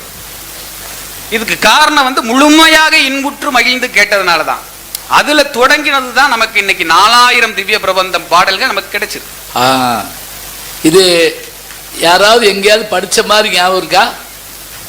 பொன்னியின் செல்வன் படிச்சிருக்கீங்களா? படம் பார்த்தேன்னு சொல்லக்கூடாது, ஐஸ்வர்யா பார்த்தேன் திரிஷா பார்த்தேன்னு சொல்லக்கூடாது. பொன்னியின் செல்வன் படிச்சிருக்கீங்களா? அதனுடைய முதல் பகுதியில வந்தியத்தேவன் வந்து இறங்கி அந்த ஆழ்வார்க்கடியானோடு போற போது அந்த கோவிலில் நின்று அவர் ஒருத்தர் பாடுவார். ஆழ்வார்க்கடியான் பாட அங்க ஒரு சின்ன குழந்தை வரும். அந்த சின்ன குழந்தை தான் நாதமுனிகள். அந்த நாதமுனி யார் தெரியுமா? ஆளவந்தாருடைய தாத்தா. அந்த நாதமுனிகள் தான் 4000 திவ்ய பிரபந்தத்தை 12 ஆழ்வார்கள் பாடியதை தொகுத்தவர். சரிங்களா? எங்க சொல்லுங்க, 4000 திவ்ய பிரபந்தம் எத்தனை பாடல்களை உடையது? கரெக்டா சொல்லிட்டீங்க, வாழ்க. எவ்வளவு பொறுமையா இருந்து இன்புற்று மகிழ்ந்து நாதமுனிகள் அதை கேட்டிருக்காங்க பாருங்க. இப்பெல்லாம் யாரும் யூடியூப்ல ஒரு வீடியோவை முழுமையா பாக்குறது இல்லைங்கய்யா, எல்லாம் ஓட விட்டு பாக்குறாங்க. ஒருத்தர் 1 மில்லியன் வியூஸ் ஒரு வீடியோ போவது எப்படின்னு ஒரு வீடியோ போட்டிருந்தாரு. அது 10 வியூஸ் தான் போயிருந்துச்சு. யாரும் முழுமையா பாக்குறது இல்ல. இப்ப இந்த பட்டிமன்றத்தை நீங்க பேசுற தொடக்க உரைய பாப்பாங்க, எங்க 4 பேர் இதையும் ஃபாஸ்டா ஓட விட்டுட்டு இறுதியில முடிவை பார்ப்பாங்க. இப்ப அதுல ஃபாஸ்ட் பண்ற வசதி எல்லாம் வந்துருச்சுங்க ஐயா. அதுல நீங்க உங்களை மாத்திரம் பார்த்து என்னை கூட தள்ளி விடலாம் இல்லங்க, அப்படி நடக்காதுங்க. இந்த ஃபாஸ்ட் பண்ற வசதி எல்லாம் வந்துருச்சு. அப்படி அவர் அந்த காலத்துல அந்த வசதி இருந்துச்சுன்னா கடந்து போயிருந்தா இன்னைக்கு 4000 திவ்ய பிரபந்தம் நமக்கு கிடைச்சிருக்கு. தமிழ் தாத்தா ஊவேசா பத்தி சொல்லணுங்க ஐயா. நமக்கு இன்னைக்கு இலக்கியம் கிடைச்சது காரணமே அந்த தாத்தா தான். பரன்களில் கிடந்த ஓலைச்சுவடைகளை எல்லாம் ஒவ்வொரு வீட்டின் கதவையும் தட்டி தட்டி நமக்காக சேகரித்து கொடுத்திருக்கிறார். அந்த தாத்தாவுக்கு ஒரு அரங்கம் நிறைந்த கைத்தட்டு கொடு. அந்த தொகுத்து வழங்குகின்ற அந்த பணி, கஷ்டமான பணி, அதை இன்புற்று மகிழ்ந்து தமிழுக்காக அவர் செய்தார். ஆக இலக்கியங்கள் கிடைத்ததே இன்புற்று மகிழ்வதற்காகத்தான். இறுதியாக ஒரே ஒரு கருத்தை நான் சொல்லி விடைபெறுகிறேன் நடுவரையா அவர்களே. இலக்கியங்களை பின்பற்றி நடப்பதனால் அதன் சுவை ரசனை அப்படியே தான் இருக்கிறது. ஆனால் இன்புற்று மகிழ்வதால் அது சுவை ரசனை கூடுகிறது, எங்களுடைய கற்பனை திறன் அதிகரிக்கிறது. 550 ஒரு பாட்டுங்க ஐயா. அதாவது தலைவனை பிரிந்த தலைவி கடற்கரை மணற்பரப்பில், ஹீரோவை பிரிந்த ஹீரோயின், கடற்கரை மணற்பரப்பில் மேய்ந்து கொண்டிருக்கிற ஒரு நண்டுட்ட போய் அவ வருத்தத்தை தெரிவிக்கிறான். எப்படி தெரிவிக்கிறானா, கொடுந்தால் அளவ, அளவனா நண்டு, கொடுந்தால் அளவ குறையாம் இறப்பேனுங்கிறான். அவ குறையெல்லாம் அந்த நண்டு கிட்ட சொல்றா. ஆடக அரசே உட்காருங்க. நண்டு கிட்ட குறை சொல்லி வேண்டுகோள் வைக்கிறாயா. நம்ம என்ன வேண்டுகோள் வைப்போம்? நண்டு ரசம் வைப்போம் வான்னு வேண்டுகோள் வைப்போம், நண்டு வறுவல் வைப்போம் வா அப்படின்னு வேண்டுகோள் வைப்போம். ஆனா அவ என்ன வேண்டுகோள் வைக்கிறான்னா, ஒடுங்கா ஒளிகடல் சேர்ப்பேன் நெடுந்தேர் கடந்த வழியை. அதாவது கடைசியாக தலைவியை பார்ப்பதற்காக தலைவன் தேரேறி வந்திருக்கிறான். அந்த தேர் சக்கரத்தினுடைய அச்சு அந்த மணற்பரப்பில் பதிந்திருக்கிறது. எம் கண்ணார காண சிதையாது நீ நண்டே, அதுல நீ நடந்து சிதைச்சிராத ஒரே ஒரு நினைவு மட்டும்தான் இருக்கிறது என்று அந்த பாட்டு சொல்லுதுங்க ஐயா. நான் இத இன்னைக்கு வச்சு பார்க்கிறேன். சந்திராயன் 3 நிலவுக்கு அனுப்பணும். அது நிலாவில தரை இறங்குனுச்சு, விக்ரம் லேண்டர் இறங்குனுச்சு, அதுல ரோவர் இறங்குனுச்சு. அந்த ரோவருடைய சக்கரத்தில் பாரத நாட்டினுடைய அச்சு இருக்கிறது. அது இன்னும் நிலாவினுடைய மணற்பரப்பில் இருக்கிறது. இந்த பாட்டுல சொன்ன மாதிரி தலைவி நண்டுகிட்ட வேண்டுகோள் வச்ச மாதிரி நான் ஒரு ஆள்கிட்ட வேண்டுகோள் வைக்கிறேன். இன்னைக்கு ஏலியன் இருக்கோ இல்லையோ எனக்கு தெரியாது. ஒருவேளை இருந்தால் ஏலியனே எங்கள் பாரத நாட்டின் அச்சை அதன் மீது நடந்து சிதைச்சிராதன்னு நான் வேண்டுகோள். ஆகவே எங்கள் கற்பனை திறன், ரசனை திறன் இன்புற்று மகிழ்வதனால் பெருகுகிறது. இலக்கியத்தில் பின்பற்றி வாழ்வதற்கான நீதி நூட்கள் மட்டும் இல்லை, இன்புற்று மகிழ்வதற்கான சுவையான சம்பவங்கள் நிறைய கொட்டி கிடக்கின்றன. நன்றி பாராட்டி விடைபெறுகிறேன். நன்றி, வணக்கம். ரொம்ப அழகான விஷயம் பாருங்க. இவர் வயசுக்கு இவர் படிச்சது MCA சொல்லிட்டாரு, ஆனா நற்றினை சொல்றாரு, அப்புறம் 550 சொல்றாரு. நண்டு கிட்ட பேசுறாரு, நண்டே என் தலைவன் போன தேர் தடத்தை அழிச்சிடாத, அதோட விட்டுட்டா பரவாயில்ல. அப்படியே சயின்ஸ்க்கு வர்றாரு. எங்களுடைய அந்த என்ன போச்சு மேல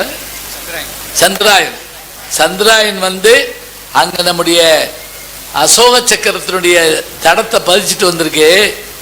ஏலியன்ஸ்னு ஒரு வேளை, அதாவது வேற்று கிரக மனிதர்கள் இருந்தா நீங்க படிக்க தெரியாம அந்த அசோக சக்கரத்தை அழிச்சிடாதீங்க என்று ரெண்டையும் ஒப்பிடுறாருன்னு சொன்னா, நீங்க இங்க வந்ததுனால ஒரு பக்கம் 550 படிச்சீங்க, இன்னொரு பக்கம் ஏலியனை பத்தி தெரிஞ்சுக்கிட்டீங்க, இன்னொரு பக்கம் செவ்வாகிரகத்தை பத்தி பார்த்தீங்க.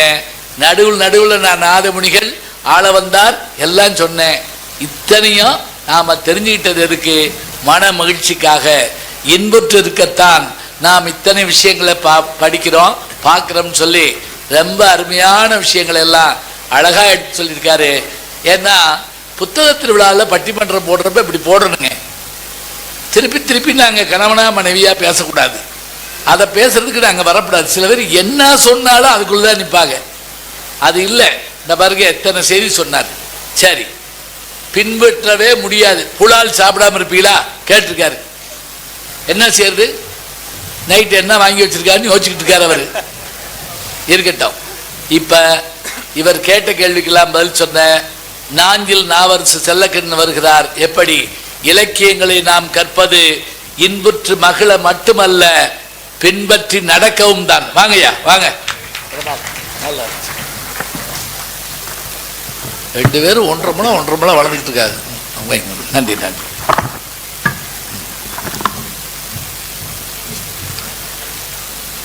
படிக நிறமும் பவள செவ்வாயும் கடிகமல் பூன் தாமரை போல் கையும் துடியிடையும் அல்லும் பகலும் அனவரதமும் துதித்தால் கல்லும் சொல்லாதோ கவி. பிரமாதம். என்ன அது? இது எங்க சொல்லுங்க. இது என்ன?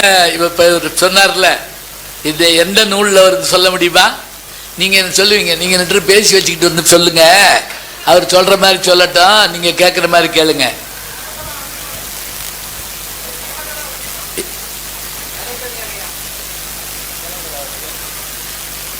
நலவன்பா சரியா? இல்லையா? இல்ல. ஐயோ நான் செத்தேன். சரஸ்வதி அந்தாதி. சரஸ்வதி அந்தாதி. கல்லும் சொல்லாதோ கதை. கவி. அருமை ஐயா. நலவன்பால் நான் எடுத்து காட்டுறேன். ஏன் தெரியுமா? இவர் சொன்னது ரைட்டு.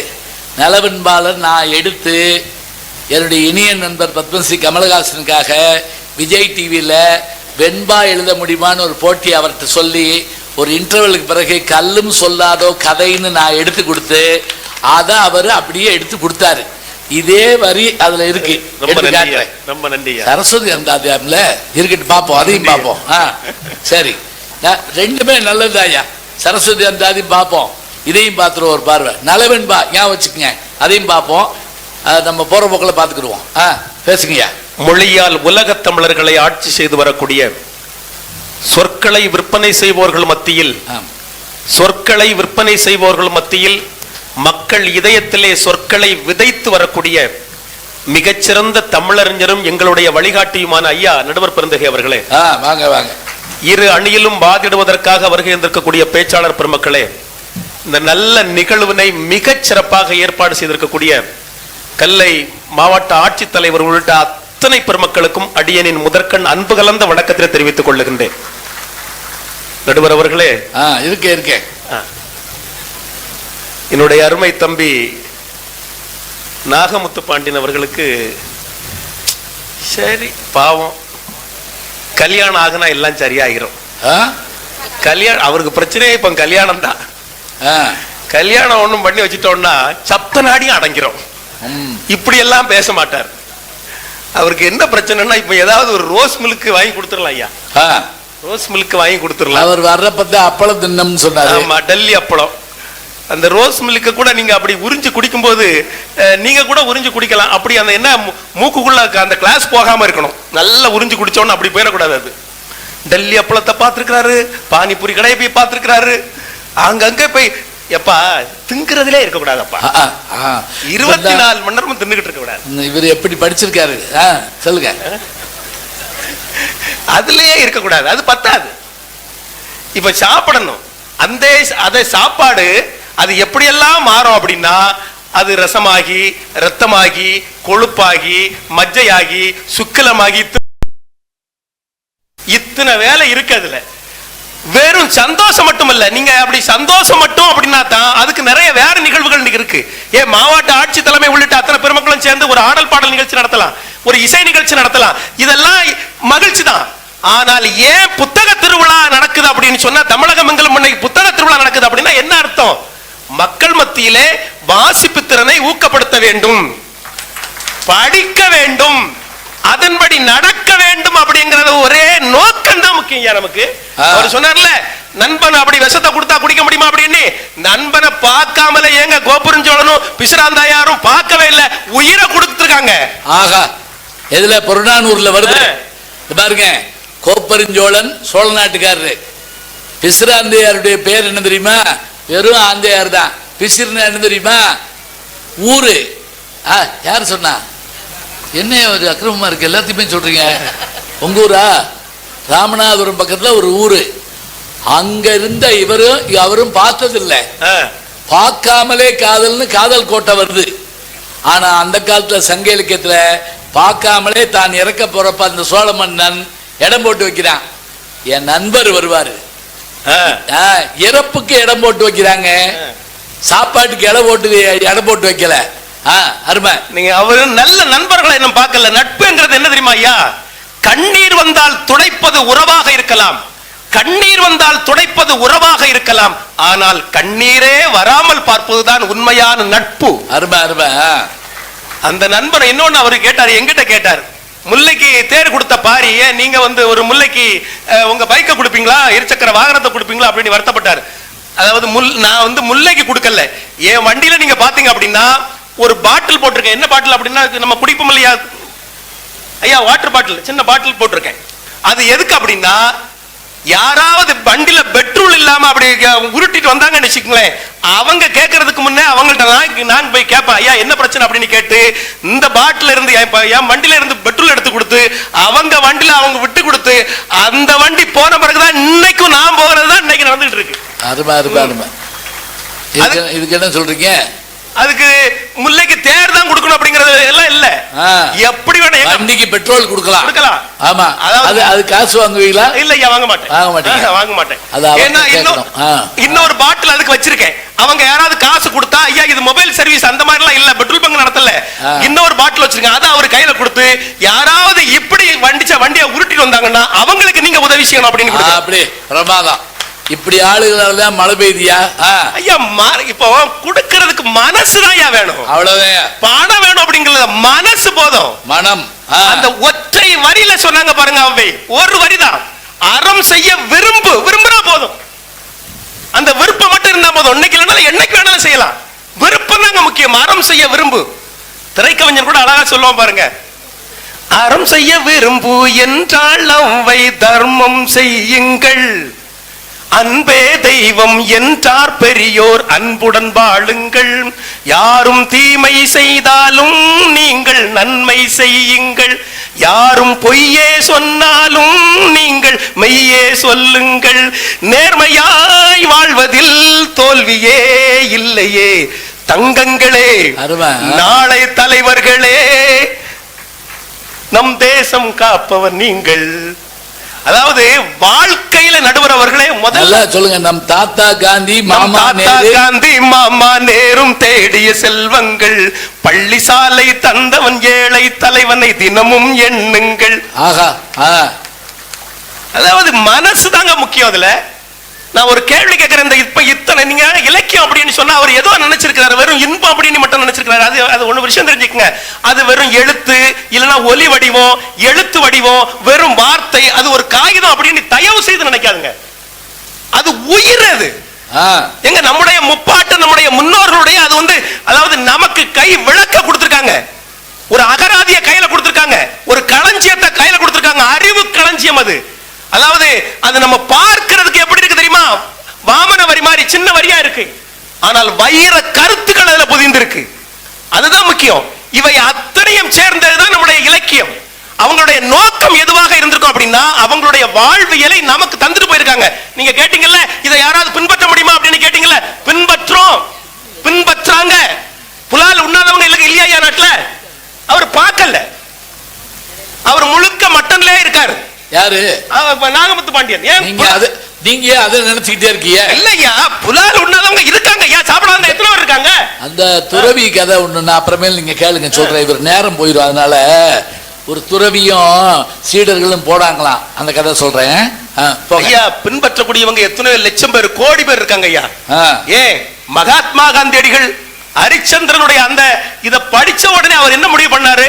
நாடகம் பார்த்தார்ல, பொய் சொல்லக்கூடாது அப்படிங்கக்கூடிய கடைசியில் வரைக்கும் சத்தியத்தின்படி நடந்தார். சொன்னா பின்பற்ற முடியலையா? ஆ. அவர்கிட்ட கேக்குறாங்க, ஏன் அதாவது அவங்க அம்மா ஸ்ரீமத் பகவத்கீதை நல்லா படிச்சவங்க, அவங்க சின்ன வயசுல எதை பின்பற்றினாங்களோ அதை புள்ள பின்பற்றுறாங்க. சத்தியாகிரமும் உங்களுக்கு அகிம்சை எப்படி ஏற்பட்டது அப்படின்னு கேட்கக்கூடிய நேரத்துல எங்க அம்மாவிடத்திலிருந்து எங்க அம்மா கற்ற ஸ்ரீமத் பகவத்கீதையிலிருந்து நானும் கற்றுக்கொண்டேன் அப்படின்னு சொல்றாரு. அப்படின்னா சபாஸ், பின்பற்றது நடக்குது. ஏன் மகாத்மா காந்தியடிகளை பின்பற்றி நெல்சன் மண்டேலா அவர்கள் இருந்தாரா இல்லையா? நெல்சன் மண்டேலா நோபல் பரிசு பெற்றவர், காந்தியடிகளை பின்பற்றினார். மார்ட்டின் லூதர் கிங் அவர் நோபல் பரிசு. அதனால பின்பற்றவில்லை. அப்படியே எங்க மகாகவி பாரதிதாசன் அவர்களை பின்பற்றினாங்களா இல்லையா? பேரையே மாத்தினாங்களா இல்லையா? அதனால பின்பற்ற முடியாது அப்படின்னு சொல்லாதுங்க, பின்பற்ற முடியும். நம்ம ஏங்க அதுக்கு தானே ஒண்ணு இல்லையா? இப்போ படிக்கிறது பிள்ளைங்கள்ட்ட சொல்லுவோம் இல்லையா, நம்ம நல்ல படி. எதுக்காக நல்ல படி? காதலிச்சா மட்டும் போதுமா? காதலிக்கிட்ட அப்படி என்னதான் பேச முடியும்? மணிக்கூறுக்குனாக்கா கண்ணே மணியே கற்கண்டே கனியமுதே அப்படின்னு எவ்வளவு நேரம் தான் சொல்ல முடியும்? அன்னைக்கு ஒருத்தன் காதலிக்கு போன் பண்ணா, ஹலோ நீ எங்க இருக்க அப்படின்னு கேட்டான்.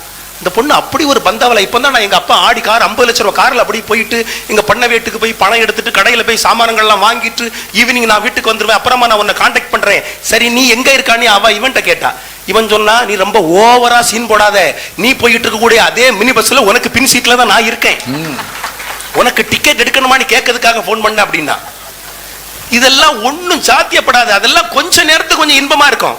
ஆனா அதை தாண்டி நம்முடைய இலக்கியம் அப்படின்னால இலக்கு கூட்டல் ஈயம். நம்ம இலக்கை அடையணுங்கிறதுக்காக தான் படிக்கிறோம். சபாஸ். வேலை மட்டும் பார்த்தா போதுமா? கல்யாணம் மட்டும் பண்ணா போதுமா? காதலிச்சா மட்டும் போதுமா? அதை தாண்டி நமக்கு கடமை இருக்கிறது. கடமை இருக்கிறது. அந்த கடமை உணர்வோடு வாழணுங்கிறதுக்காக தான் இலக்கியம். அது எந்த இலக்கியத்தை நீங்க ஏங்க திருக்குறளை அப்படியே ஈஸியா படிச்சுட்டு ஜாலியா போக முடியுமா ஐயா? கொஞ்சம் நினைச்சு பாருங்க ஐயா. கடந்து போக முடியுமா? மனசாட்சி இருக்கா ஐயா? ஜி போப் அவர்கள் 40 ஆண்டுகள் திருக்குறளை ஆய்வு செய்து ஆராய்ச்சி செய்து படிச்சு மொழிபெயர்ப்பு செய்தார். அப்படின்னா இன்னைக்கு விவிலியத்துக்கு அடுத்தபடியாக மொழிபெயர்க்கப்பட்ட நூல் திருக்குறள். உலகம் முழுவதும். எங்க ஊர்ல ஐயா ஐயன் வள்ளுவனுக்கு 133 அடியில சிலை இருக்கு. இப்ப அந்த சிலையில இருந்து இப்போ விவேகானந்தருடைய அந்த நினைவு கடத்துக்கு போறதுக்காக என்ன பண்றாங்க அப்படின்னா ஒரு கண்ணாடி பாலம். கண்ணாடி பாலம் அமைச்சிருக்காங்க. நம்முடைய முதல்வர் அவர்கள் வந்து திறந்து வச்சாங்க. இதெல்லாம் வந்து பாருங்க ஐயா. சரியா? முழுக்க ரோஸ் மில்க்ல இருக்கக்கூடாது. ஆமா, இங்கெல்லாம் வரணும், வந்து பார்க்கணும். ஏன் திருக்குறளை முழுக்க ஏன் அப்துல் கலாம் அவர்கள் திருக்குறளை பின்பற்றினால இருக்காரு. அவருடைய வாழ்க்கையில சொல்லியிருக்கிறாரு. இன்னொன்னு சொல்லுங்க, வள்ளல் பெருமான் நமக்கு இப்ப எல்லாருக்கும் வள்ளல் பெருமான தெரியும். அவர் குருவாக நினைத்தது யார் அப்படின்னா ஞானசம்பந்த பெருமானை. அவருடைய வழிபடு நூல் எது அப்படின்னா திருவாசகம். திருவாசகத்தை முழுக்க படித்து படித்து படித்து அதோடைய வாழ்ந்தவர் அவர். அதனால தான் இன்னைக்கு என்னாச்சு தெரியுமா? வாடிய பயிரை கண்ட போதெல்லாம் வாடினேன், பசியினால் வீடுதோறும் இறந்தும் பசியராத அயர்ந்த வெற்றரை கண்டு உள்ளம் துடித்தேன் அப்படின்னு சொல்றாரு இல்லையா? இன்னைக்கு வடலூருக்கு நீங்க போனீங்க அப்படின்னு சொன்னா சன்மார்க்க சபையில இருந்து என்ன நடக்குது? நம்ம வீட்டுல எல்லா வீடுகள்லயும் அணையா விளக்கு இருக்கும், ஆனால் அணையா அடுப்பு அங்க இருக்கிறது.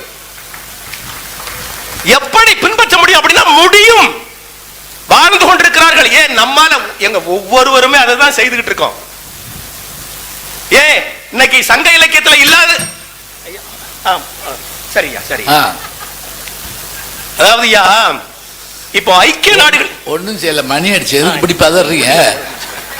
இந்த சில பேர் நடுவுல வாய்ப்பாடு கேட்டோம்னா மறந்து போயிடும்.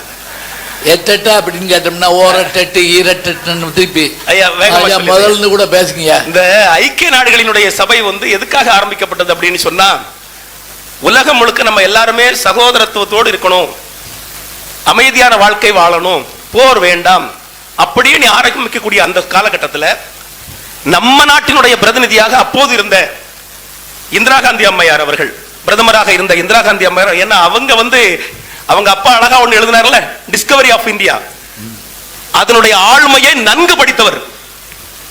பின்பற்றல அப்படின்னா பின்பற்றாங்க. அவங்க அதனுடைய நம்முடைய நாட்டினுடைய பிரதிநிதியாக அங்க போறாங்க. எங்க உலகம் முழுக்க எத்தனையோ லட்சம் எத்தனையோ கோடி புலவர்கள் எழுதியிருக்காங்க, எவ்வளவோ இலக்கியங்கள் இருக்கு, எத்தனையோ இருக்கு. ஆனால் அந்த சபையிலே எல்லோருக்கும் பொதுவான ஒரு வாசகம் வேண்டும் என்று சொல்லக்கூடிய நேரத்தில் நம்ம சாதாரண ஒரு கிராமத்துல கணிகன் பூங்குன்றனார் சொன்ன அந்த ஒற்றை வார்த்தை, யாதும் ஊரே யாவரும் கேளில் என்கக்கூடிய ஒரு வார்த்தையை சொன்ன உடனே அங்க இருந்த அத்தனை நாட்டினுடைய பிரதிநிதிகளும் ஏற்றுக்கொண்டு இன்னைக்கு தமிழ்ல அதை பொறிக்கப்பட்டிருக்கிறது. அப்படின்னா பின்பற்றோம். அதனால தான் மகாத்மா காந்தி ஒண்ணு சொல்லி முடிச்சிடுறையா. ஐயா, மகாத்மா காந்தி அடிகள்கிட்ட ஒருத்தர் கேட்கிறார், உங்களுக்கு தமிழ்ல பிடிச்சது, ரொம்ப பிடிச்சது எது? எனக்கு நீங்க எழுதி கையெழுத்து போட்டு கொடுங்க அப்படிங்கிறார். மகாத்மா காந்தி அடிகள் அழகா எழுதுறார், ஐயா, நீரில் குமிழி இளமை. இளமை வந்து நீரில் குமிழி, நீரில் குமிழி இளமை, நிறை செல்வம் நீரில் சுருட்டும் நெடுந்திரைகள், நீரில் எழுத்தாகும் யாக்கை. ஆகா, இது அப்படியே நீரில் எழுத்தாகும் யாக்கை அப்படின்னு எழுதி மோகன்தாஸ் கரம்சந்த் காந்தி அப்படின்னு தமிழிலே கையெழுத்து விட்டார். நீரில் எழுத்துனா தெரியுங்களா, தண்ணியில எழுதுனா நிக்காது. ஏன் தண்ணியை தொட்டி எழுதினாலுமே அது காஞ்சி போயிடும். நீரில் எழுத்தாகும் எது? இளமை. நம்முடைய இளமை நீரில் எழுத்தாகும். அதனால தான் அவர் சொன்னாரு, அதாவது உவேசா அவர்களிடத்திலே அவருடைய திருவடியின் கீழ் இருந்து நான் தமிழ் கற்றுக்கொள்ள ஆசைப்படுகிறேன் அப்படின்னு சொன்னார். அப்படின்னா இதை பின்பற்றியதனால் தான் இத்தனை காலங்களும் நம்முடைய இலக்கியம், நம்முடைய நூல் வாழ்ந்து கொண்டிருக்கிறது. அதனால் நாம் இலக்கியங்களை கற்பது, இன்பம் இருக்க வேண்டும், ஆனால் முழுக்க முழுக்க இன்பம் இல்ல. அவர் வந்து இதை மாற்றி அழகா யோசிச்சிருந்தார். அப்படின்னா இப்போ இடப்பட்ட கல்ல அவர் தூக்கியிருப்பார். போன வாரமே கல்யாணம் முடிஞ்சிருக்கும். ஆமா ஐயா, காடை அடக்கியிருப்பாரு. அதுக்கு முதல் மாசமே கல்யாணம் கூட முடிஞ்சிருக்கலாம். அதனால நீங்க வந்து பின்பற்ற வேண்டும், அதுதான் நம்முடைய கடமை. என்ன 24 மணி நேரமும் இன்பம் இன்பம் இன்பம் அப்படின்னு நான் ஸ்டாப் கொண்டாட்டம் அப்படின்னா அப்ப எப்ப நம்முடைய நிலைகளில் இருந்து நம்ம மாறுவோம் சொல்லுங்க பாப்போம். அதனால் நாம் கற்பது இவை அத்தனைக்குமாக இருக்கக்கூடியது. ஐயா, ஒரு பாட்டை பாடி முடிச்சிடமா ஐயா? என்ன பாட்டியா? இந்த உயர்ந்த இடத்துல என்ன பாடுங்க. மனுஷனுடைய வாழ்க்கையை பற்றி ரொம்ப அழகா சொல்லிருக்கியா. சினிமா கவிஞன் சொல்றான், உயர்ந்த இடத்தில் இருக்கும் போது உலகம் உன்னை மதிக்கும், உன் நிலைமை கொஞ்சம் இறங்கி வந்தால் நிழலும் கூட மிதிக்கும், மதியாதார் தலைவாசல் மிதிக்காதே என்று மானம் உள்ள மனிதனுக்கு அவ்வை சொன்னது. அது அவ்வை சொன்னது, அதில் அர்த்தம் உள்ளது. பரமசிவன் கழுத்தில் இருந்து பாம்பு கேட்டது, கருடா சௌக்கியமா? யாரும் இருக்கும் இடத்தில் இருந்து கொண்டால் எல்லாம் சௌக்கியமே, கருடன் சொன்னது, அதில் அர்த்தம் உள்ளது. இதுதான் வாழ்க்கை, இதுதான் நம்முடைய இலக்கியம் சொல்லுகிறது. இதை பின்பற்றி வாழ்வதற்குத்தான் நாம் படிக்கிறோம் என்று சொல்லி வாய்ப்பளித்தமைக்கு நன்றி பாராட்டி விடைபெறுகின்ற நண்பு வணக்கம் ஐயா. அருமை அருமை அருமை. அந்த ஏதோ ஒரு கருத்து சொன்னீங்களே ஐயா, சரஸ்வதி என்றாரியா, என்ன பண்ணு கம்பன். ஐயா நீங்க இருங்க, நான் தர்றேன் போறப்ப. என்னை பார்க்கத்தான் அவர் வந்திருக்காரு. ஃபோன் எடுத்தோம்னா அவருடைய குரல் கண்ணீர்னு ஒலிக்கும். 3000 பாட்டு திருமந்திரம்னா 3000மும் மனப்பாடம் பண்ண ஒரு மனிதர்ங்கய்யா இங்கே வந்திருக்கிறார். சொந்த ஊர் வந்து விருத்தாச்சலம் தானையா, விருத்தாச்சலம். இன்னைக்கு கேட்டு நேற்று வந்திருக்காரு. பேரை பார்த்துட்டு உடனே நேரம் வந்துட்டார். சில பேர் பேரை பார்த்துட்டு ஊரை விட்டே போயிடுவாங்க, அவங்க போட்டு அப்புறமேல் போவோம் அப்படின்னு சொல்லி. ஐயா புத்தம் போகிறப்ப தரையா. சரஸ்வதி அந்தாதி அவர் சொன்னது கம்பர் அதை பாடின பாட்டு 30 பாட்டு. ஆமாம். சார்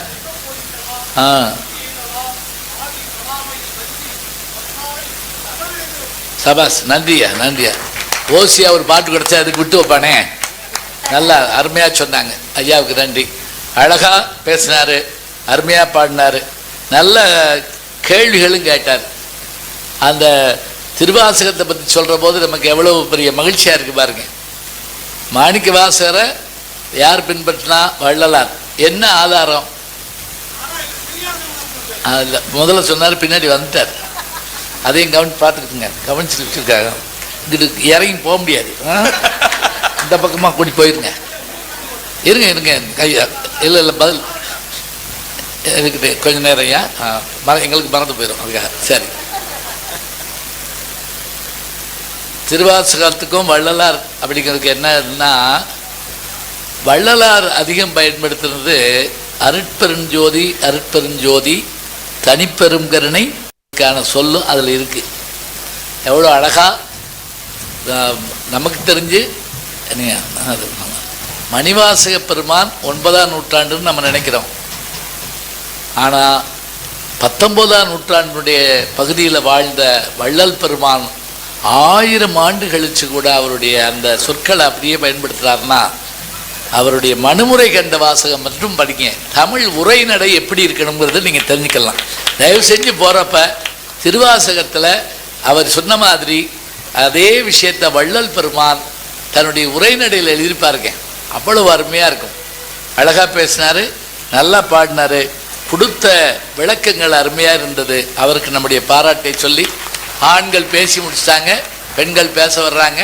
பெண்கள் பேசினா மரியாதை அதிகம் நம்ம ஊரில். எப்படின்னு கேட்குறீங்களா? வீட்டு வாசலில் கல்லு பிள்ளையார் மாதிரி ஆம்பளை உட்காந்துருப்போம். ஒரு பிச்சைக்காரன் கூட நான் மடிச்சோறு கேட்டதில்லை. அம்மா தாயை நம்ம கேட்டுக்கானா, எப்பா பெரியப்பா 2 இட்லி கொண்டு இருக்கானா. பிச்சைக்காரன் இப்போ தமிழ்லேயே பேச மாட்டேங்கிறாங்க. நேற்று விழுப்புரம் பஸ் ஸ்டாண்ட் நின்றுட்டு இருந்தேன். ஒருத்தன் என்கிட்ட 10 rupees இருக்குமா அப்படின்னு கேட்டான். 10 rupees தான். நோ அப்படின்னேன். தேங்க்யூ அப்படின்ட்டு போயிட்டான். நல்ல வேளை எனக்கு டொனேஷன் கொடுத்துருவான்னு நினச்சேன் நான்.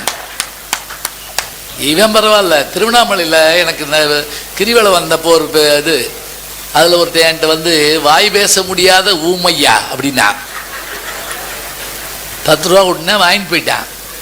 நான் கொடுத்த பிறகு யோசிச்சு எப்படி அவன் கேட்டான் அப்படின்னு சொல்லி அவனே சொன்னாங்க, வாய் பேச முடியாத ஊமையான்னு.